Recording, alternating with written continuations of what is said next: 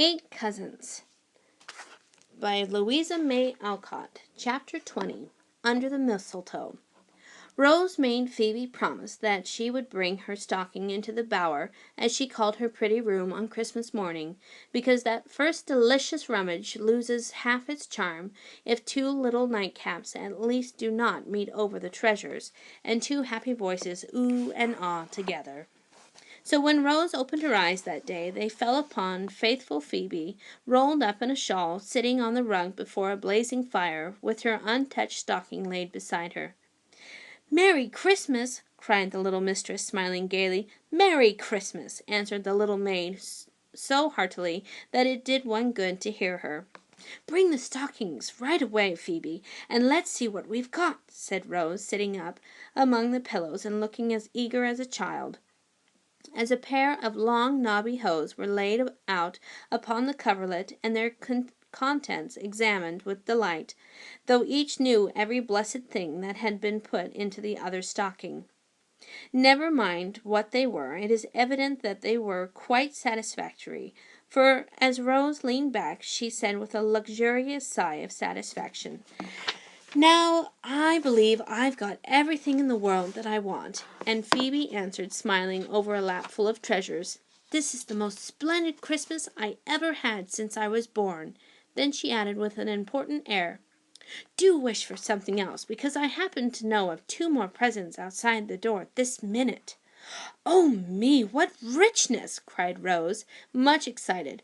"I used to wish for a pair of glass slippers like Cinderella's, but as I can't have them, I really don't know what to ask for."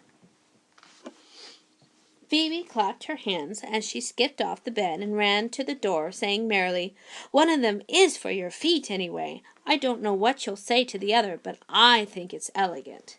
So did Rose, when a shining pair of skates and a fine sled appeared. "Uncle sent those, I know he did, and now I see them I remember that I did want to skate and coast. Isn't it a beauty? See, they fit nicely." And sitting on the new sled, Rose tried to skate on her little bare foot, while Phoebe stood by admiring the pretty tableau. "Now we must hurry and get dressed, for there is a deal to do today, and I want to get through it in time to try my sled before dinner." "Gracious me, and I ought to be dusting my parlors this blessed minute." And mistress and maid separated with such happy faces that anyone would have known what day it was without being told. "Birnam Wood has come to Dunsink, Rosie," said Dr. Alec, as he left the breakfast table to open the door for a procession of holly, hemlock, and cedar boughs that came marching up the steps. Snowballs and Merry Christmases flew about pretty briskly for several minutes, then all fell to work trimming up the old house, for the family always dined together there on that day. "I rode mileses and mileses, as Ben says, to get this fine bit, and I'm going to hang it there as last to touch a rigamadooning," said Charlie, as he fastened a dull green branch to the chandelier in the front parlor. "It isn't very pretty," said Rose, who was trimming the chimney-piece with glossy holly sprays. "Never mind that. It's mistletoe, and anyone who stands under it will get kissed whether they like it or not. Now's your time, ladies," answered the saucy prince, keeping his place, and looking sentimentally at the girls, who retired precipitately from the dangerous spot. "You won't catch me," said Rose with great dignity. "See if I don't." "I've got my eye on Phoebe," observed Will in a patronizing tone that made them all laugh. "Bless the dear, I shan't mind it a bit," answered Phoebe with such a maternal air that Will's budding gallantry was chilled to death. "Oh, the mistletoe bough," sang Rose. "Oh, the mistletoe bough," echoed all the boys, and the teasing ended in the plaintive ballad they all liked so well. There was plenty of time to try the new skates before dinner, and then Rose took her first lesson on the little bay, which seemed to have frozen over for that express purpose. She found tumbling down and getting up again, warm work for a time, but with 6 boys to teach her, she managed at last to stand alone, and satisfied with the success, she refreshed herself with a dozen grand coasts on the Amazon, as her sled was called. "Oh, that fatal color! It breaks my heart to see it," croaked Aunt Myra, as Rose came down a little late, with cheeks almost as ruddy as the holly berries on the wall, and every curl as smooth as Phoebe's careful hands could make it. "I'm glad to see that Alec allows the poor child to make herself pretty in spite of his absurd notions," added Aunt Clara, taking an infinite satisfaction in the fact that Rose's blue silk dress had 3 frills on it. "She's a very intelligent child, and has a nice little manner of her own," observed Aunt Jane, with the unusual affability. For Rose had just handed Mac a screen to guard his eyes from the brilliant fire. "If I had a daughter like that to show my Jem when he gets home, I should be a very proud and happy woman," thought Aunt Jessie, and then reproached herself for not being perfectly satisfied with her 4 brave lads. Aunt Plenty was too absorbed in the dinner to have an eye for anything else. If she had not been, she would have seen that the effect of her new cap produced upon the boys. The good lady owned that she did love a dressy cap, and on this occasion her headgear was magnificent, for the towering structure of lace was adorned with buff ribbons to such an extent that it looked as if a flock of yellow butterflies had settled on her dear old head. When she trotted about the rooms, the ruches quivered, the little bows all stood erect, and the streamers waved in the breeze so comically that it was absolutely necessary for Archie to smother the brats in the curtains till they had had their first laugh out. Uncle Mac brought in Fun C to dinner, and it was a mercy he did, for the elder lads found a vent for their merriment in joking the young Chinaman on his improved appearance. He was in American costume now, with a cropped head, and spoke remarkably good English after 6 months at school. But, for all that, his yellow face and beady eyes made a curious contrast to the blonde Campbells all about him. Will called him the Typhoon, meaning tycoon, and the name stuck to him to his great disgust. Aunt Peace was brought down and sat in the chair of state at table, for she never failed to join the family on this day, and sat smiling at them all, like an embodiment of peace on earth, Uncle Alec said, as he took his place beside her, until Uncle Mac supported Aunt Plenty at the other end. "I ate hardly any breakfast, and I've done everything I know to make myself extra hungry, but I really don't think I can eat straight through unless I burst my buttons off," whispered Geordie to Will, as he surveyed the bounteous stores before him with a hopeless sigh. A fellow never knows what he can do till he tries," answered Will, attacking his heaped-up plate with the evident intentions of doing his duty like a man. "Everybody knows what a Christmas dinner is, so we need not waste no words in describing this one, but hasten at once to tell what happened at the end of it. The end, by the way, was so long in coming that the gas was lighted before dessert was over, for a snow flurry had come on, and the wintry daylight faded fast. But that only made it all the jollier in the warm, bright rooms, full of happy souls. Every one was very merry, but Archie seemed particularly uplifted, so much so that Charlie confided to Rose that he was afraid the chief had been at the decanters. Rose indignantly denied the insinuation, for when healths were drunk in the good old-fashioned way to suit the elders, she had observed that Aunt Jessie's boys had filled their glasses with water, and had done the same herself in spite of the prince's jokes about the rosy. But Archie certainly was unusually excited, and when someone remembered that it was the anniversary of Uncle Jem's wedding, and wished he was there to make a speech, his son electrified the family by trying to do it for him. It was rather incoherent and flowery, as maiden speeches are apt to be, But the end was considered superb, for turning to his mother with a queer little choke in his voice, he said that she deserved to be blessed with all the peace and plenty, to be crowned with roses and lad's love, and to receive the cargo of happiness sailing home to her in spite of wind or tide, to add another gem to the family jewels. That allusion to the captain now on his return trip made Mrs. Jessie sob into her napkin and set the boys cheering. Then, as if that was not sensation enough, Archie suddenly dashed out of the room as if he had lost his wits.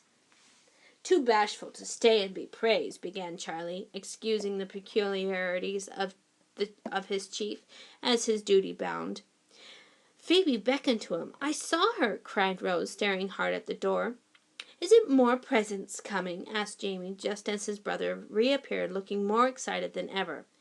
"Yes, a present for Mother, and here it is," roared Archie, flinging wide the door to let in a tall man who cried out, "Where's my little woman? The first kiss for her, then the rest may come on as fast as they like."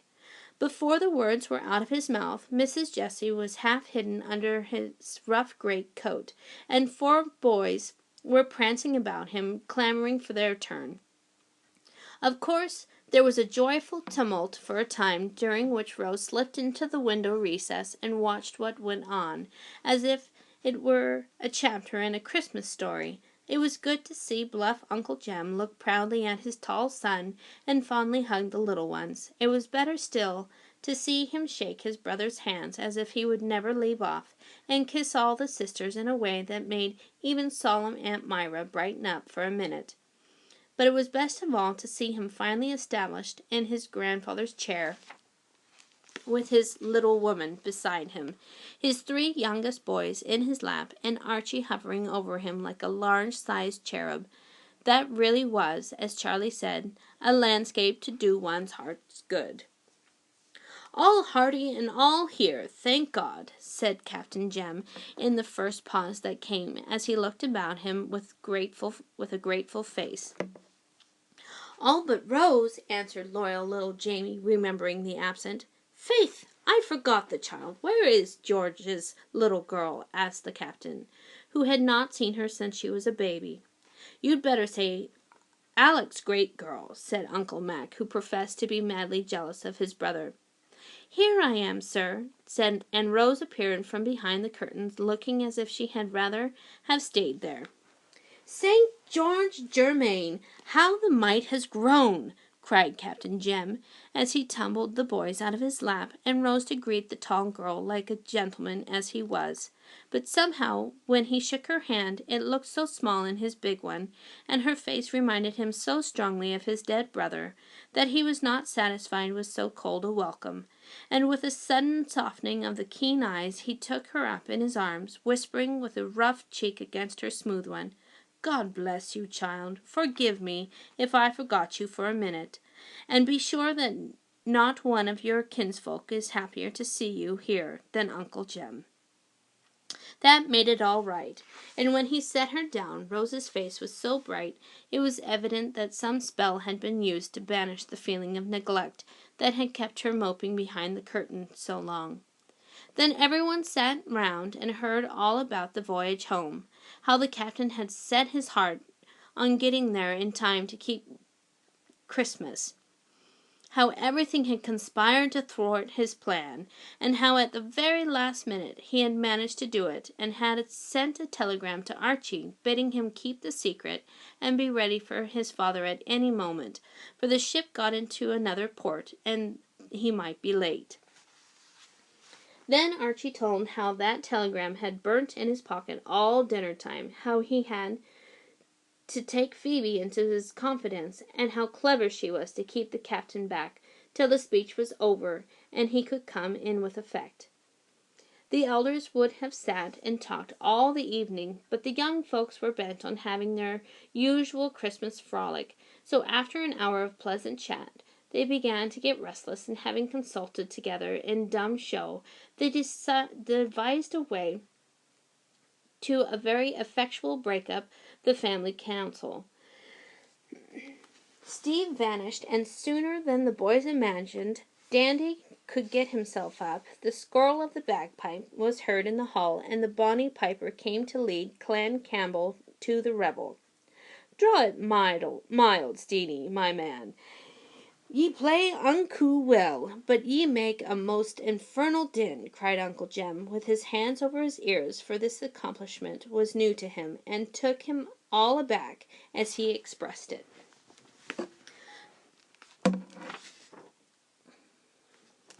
So Steve droned out a Highland reel as softly as he could, and the boys danced to it in to a circle of admiring relations. Captain Jem was a true sailor, however, and could not stand idle while anything lively was going on, so when the piper's breath gave out he cut a splendid pigeon wing into the middle of the hall, saying, "Who can dance afore and after?" and waiting for no reply began to whistle the air so invitingly that Mrs. Jessie set to him laughing like a girl. Rose and Charlie took their places behind, and away went the four with a spirit and skill that inspired all the rest to cut in as fast as they could. That was a grand beginning, and they had another dance before anyone would own they were tired. Even Fun C distinguished himself with Aunt Plenty, whom he greatly admired as the stoutest lady in the company, plumpness being considered a beauty in his country. The merry old soul professed herself immensely flattered by his admiration, and the boys declared she set her cap at him, else he would never have dared to catch her under the mistletoe, and rising on the tips of his own toes, gallantly salute her fat cheek. How they all laughed at her astonishment, and how Fun C little black eyes twinkled over this exploit. Charlie put him up to it, and Charlie was so bent on catching Rose that he laid all sorts of pitfalls for her, and bribed the other lads to help him. But Rose was wide awake, and escaped all his snares, professing great contempt for such foolish customs. Poor Phoebe did not fare so well, and Archie was the one who took a base advantage of her as she stood innocently offering tea to Aunt Myra, whom she happened to meet just under the fatal bow. If his father's arrival had not rather upset him, I doubt if the dignified chief would have done it, for he apologized at once in the handsomest manner, and caught the tray that nearly dropped from Phoebe's hands. Jamie boldly invited all the ladies to come and salute him, and as for Uncle Jem, he behaved as if the entire room was a grove of mistletoe. Uncle Alec slyly laid a bit of it on Aunt Peace's cap, and then softly kissed her, which little joke seemed to please her very much, for she liked to have part in all the home pastimes, and Alec was her favorite nephew. Charlie alone failed to catch his shy bird, and the oftener she escaped, the more determined he was to ensnare her. When every other wile had been tried in vain, he got Archie to propose a game with forfeits. "I understand that dodge," thought Rose, and was on her guard so carefully that not one among the pile soon collected belonged to her. "Now let us redeem them and play something else," said Will, quite unconscious of the deeply laid plots all about him. "One more round, and then we will," answered the prince, who had now baited his trap anew. Just as the question came to Rose, Jamie's voice was heard in the hall, crying distressfully, "Oh, come, quick, quick!" Rose started up, missed the question, and was greeted with a general cry of "Forfeit! Forfeit!" in which the little traitor came to join. "Now I've got her," thought the young rascal, exulting in his fun-loving soul. "Now I'm lost," thought Rose, as she gave up her pincushion with the sternly defiant look that would have daunted anyone but the reckless prince. In fact, it made him even think twice, and resolve to let Rose off easy. She had been so clever. "Here's a very pretty pawn, and what shall be done to redeem it?" asked Steve, holding the pincushion over Charlie's head, for he had insisted on being judge and kept that for the last. "Fine or superfine?" "Super." Well, she shall take old Mac under the mistletoe and kiss him prettily. Won't he be mad, though?" And this bad boy chuckled over the discomfort he had caused two harmless beings. There was an impressive pause among the young folks in the corner, for they all knew that Mac would be mad, since he hated nonsense of this sort, and had gone to talk with the elders when the game began.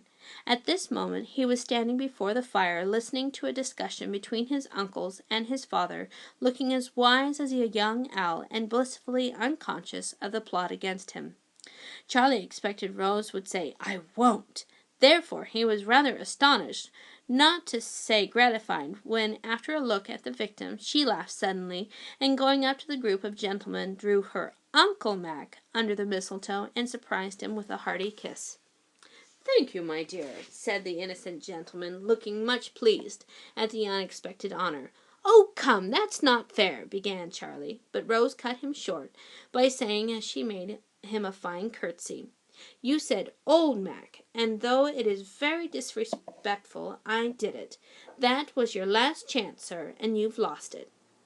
He certainly had, for as she spoke, Rose pulled down the mistletoe and threw it into the fire, while the boys jeered at the crestfallen prince, and exalted quick-witted Rose to the skies. "What's the joke?" asked young Mac, waked out of a brown study by the laughter in which the elders joined. There was a regular shout when, the matter having been explained to him, Mac took a meditative stare at Rose through his goggles, and said in a philosophical tone, "Well, I don't think I should have minded much if she had done it." That tickled the lads immensely, and nothing but the appearance of a slight refection would have induced them to stop chaffing the poor worm, who could not see anything funny in the beautiful resignation he had shown on this trying occasion. Soon after this, the discovery of Jamie curled up in the sofa corner, as sound asleep as a dormouse, suggested the propriety of going home, and a general move was made. They were all standing about the hall, lingering over the good nights, when the sound of a voice softly singing "Sweet Home" made them pause and listen. It was Phoebe, poor little Phoebe, who never had a home, never knew the love of a father or mother, brother or sister, who stood all alone in the wide world, yet was not sad or afraid, but took her bits of happiness gratefully, and sung over her work without a thought of discontent.